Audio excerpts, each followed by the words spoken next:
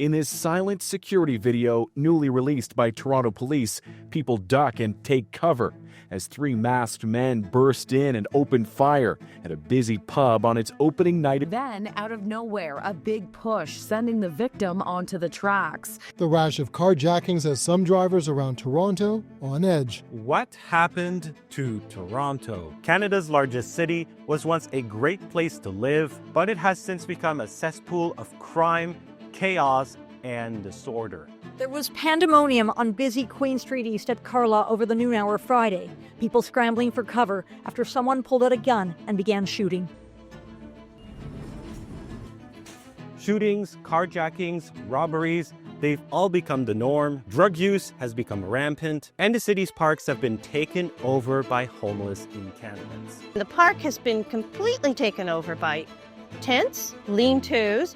They even have chairs and places to sit in outside their tent. Toronto is now among the most expensive cities in North America, and for the absurd cost of living there, residents get rampant crime, crumbling infrastructure, as well as a mayor, Olivia Chow, who seems more preoccupied with dancing into the night than addressing the many crises our city is facing. Hi, I'm Elie, and I've been involved in Canadian politics for almost a decade, and for the past 5 years, I've covered it as a journalist with some of the country's top independent outlets. And after spending the last week analyzing Toronto's downfall, looking at crime data, reading multiple stories, and speaking to a prominent journalist who grew up and lives in the city, I discovered things that I did not expect. It turns out the situation in Toronto is worse than I thought, and that it didn't get this bad by accident. In this video, I'll show you just how much Toronto has fallen, and I'll expose those who are responsible for its decline. But before that, be sure to like, share, and subscribe. This is Simply Politics. Journalism commentary 1 year anniversary. I don't believe journalism being funded by the government is the solution. Rebuild the foundation. You have to retell the stories. Other news that actually matters. I hence wanted to ask. I think they should answer their questions, especially if they're politically charged with. Part 1. The Crime Crisis. The city of Toronto used to be a relatively safe place to live. Here's how Adam Zivo, a columnist with the National Post, one of Canada's largest newspapers, described growing up in the city. I never had to worry about crime, really. And I know that parts of downtown were very grungy in the 80s and 90s. But on my end, it never dawned on me that I would ever have to worry about my safety walking throughout most parts of downtown at night. I never felt uncomfortable. And in fact, I remember in my early 20s taking long walks throughout downtown at around 2 or 3 a.m.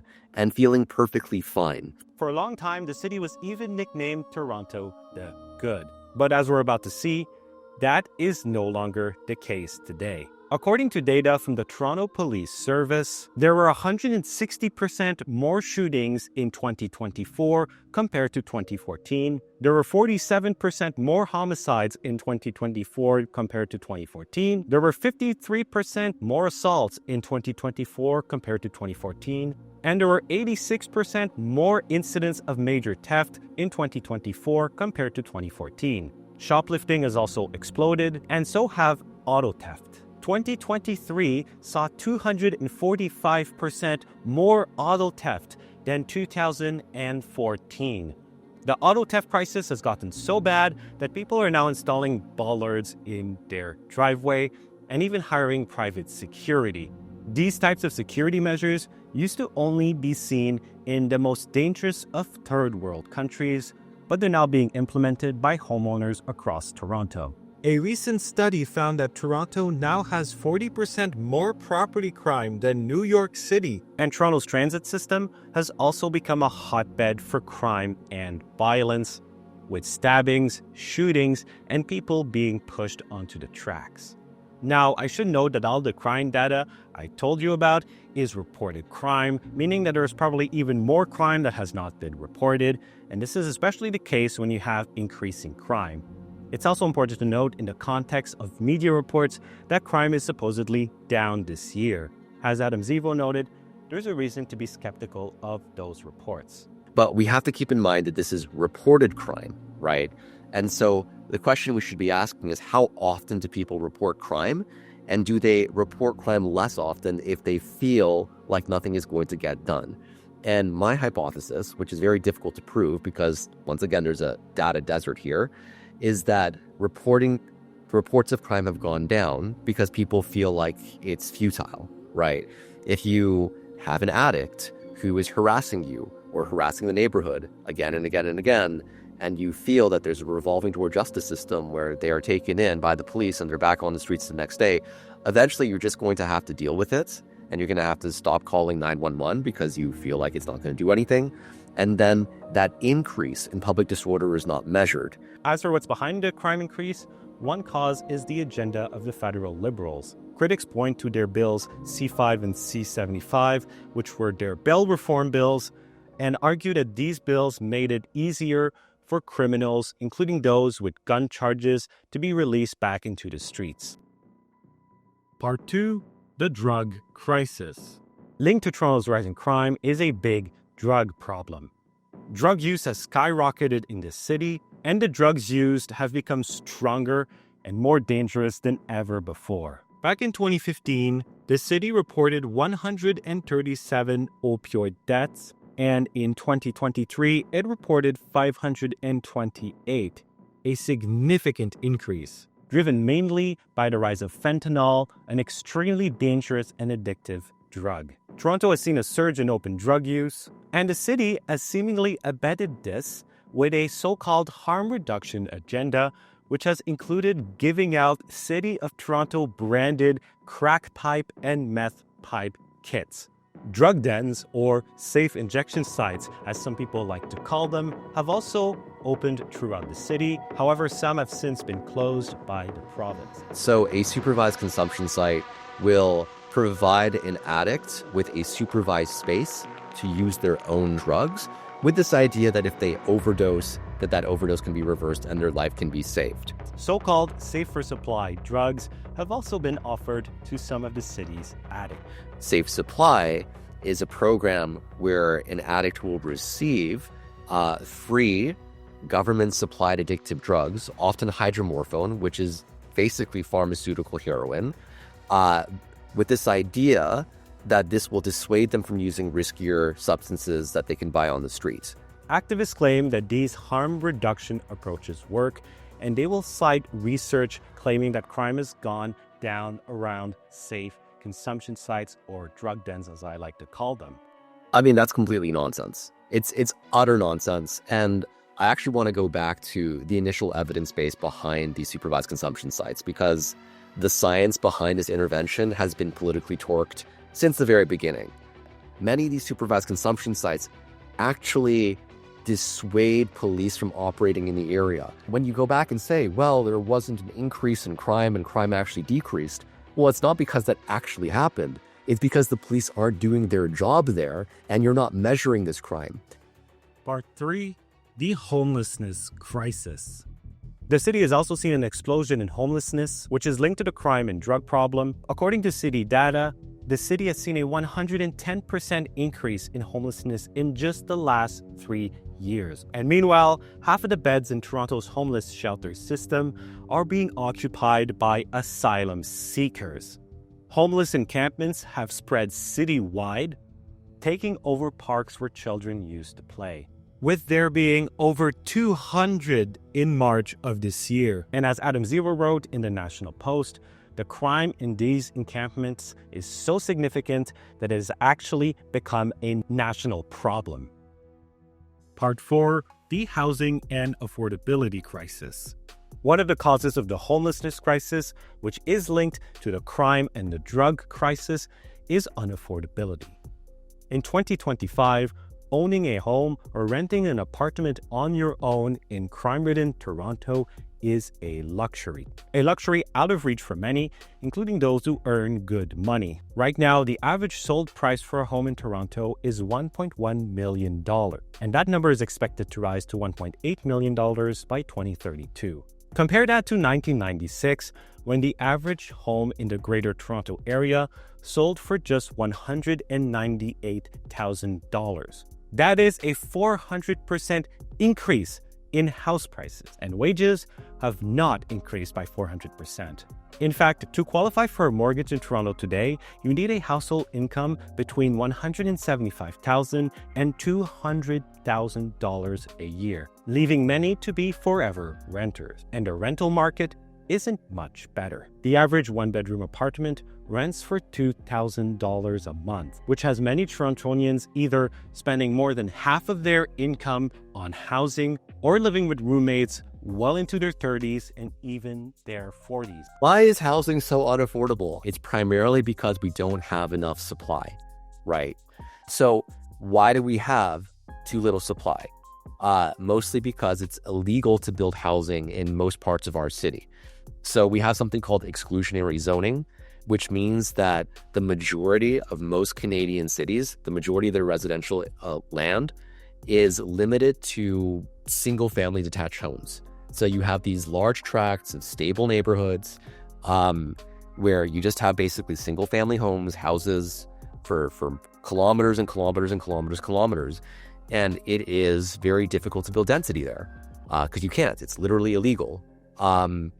And you can't even build, a simple triplex or like a small, modest 3-story apartment. Mass immigration has also negatively affected Toronto's housing crisis. That is because the federal Liberals under Justin Trudeau opened the floodgates to record levels of immigration while there was not enough supply. So because the demand was much greater, the prices increased even more. The unaffordability crisis extends far beyond the housing market. For example, record numbers of Torontonians are relying on food banks, with there being more than 4.1 million visits to Toronto food banks between March 2024 and April 2025. Part 5. The infrastructure crisis. In addition to facing a crime crisis, a drug crisis, an affordability crisis, Toronto has an infrastructure crisis on its hands. It's seen everything from subway breakdown, burst water mains, sewer problems, deteriorating bridges, and more.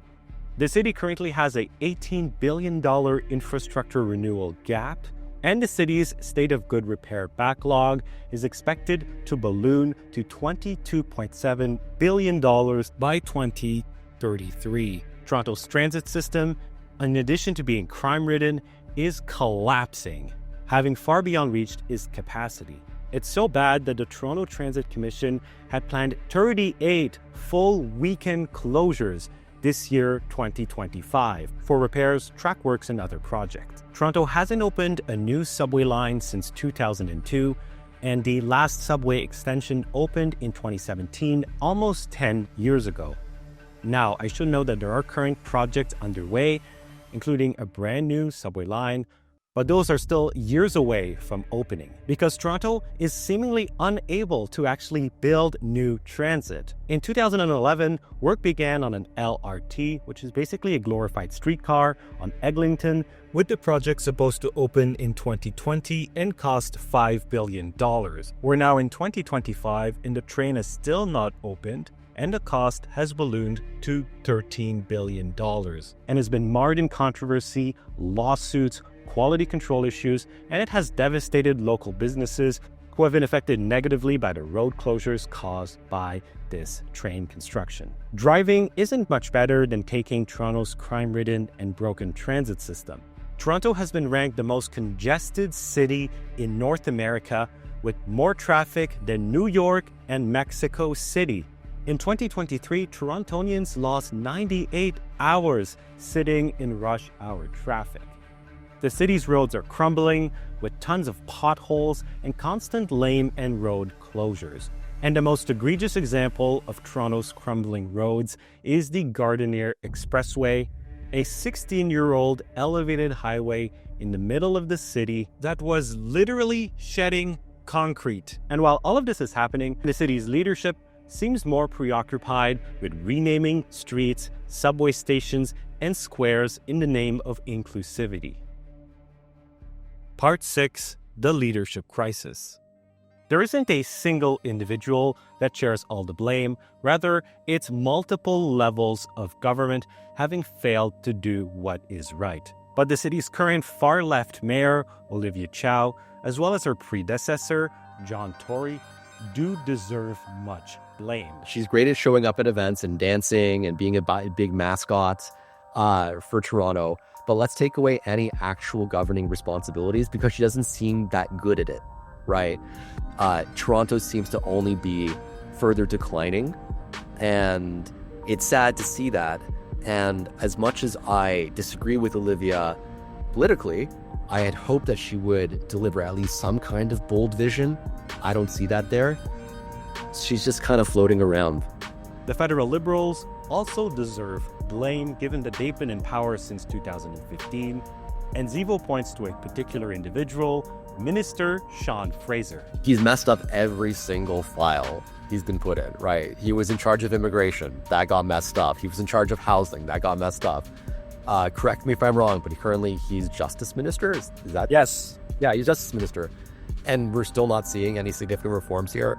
I've never seen someone consistently fail and yet retain so much influence. So I'm actually a little bit envious. I wish that I could be as bad at my job and still be a central figure in my workplace. I think he's the main figure that you can blame for all of this. But at the same time, he's not the only one, obviously. Zivo also believes that Ontario Premier Doug Ford deserves some blame. While Ford has taken action on the drug front and on building subways, Zivo believes it's simply not good enough. Because the Premier has a huge amount of power over issues that fall under provincial jurisdiction. And when it comes to housing, although the federal government has a role to play, ultimately it is the role of the province here. And he has consistently failed to deliver reform. He, acted on the drug crisis as well to a certain degree, but he acted too late. My friends, as we saw, Toronto has fallen. It is dealing with an extreme crime crisis, drug crisis, homelessness crisis, affordability crisis, and infrastructure crisis. It has arguably become a failed state. And none of this will change unless the people in power change. You see, for years, Torontonians have elected left-wing mayors who've been backed by the same big city bureaucrats, and at the federal level, they have voted for the federal Liberals. And every time that these people win an election, things arguably get worse. It turns out that the biggest crisis of them all for Toronto is a leadership crisis. And until Toronto voters realize this, I don't think much will change. This video was made possible thanks to generous support from people like you. I refuse to take a dime in federal funding, unlike much of the legacy media. So if you like what you see, consider getting a Patreon membership, a Substack membership, or making a one-time contribution. Until next time, God bless.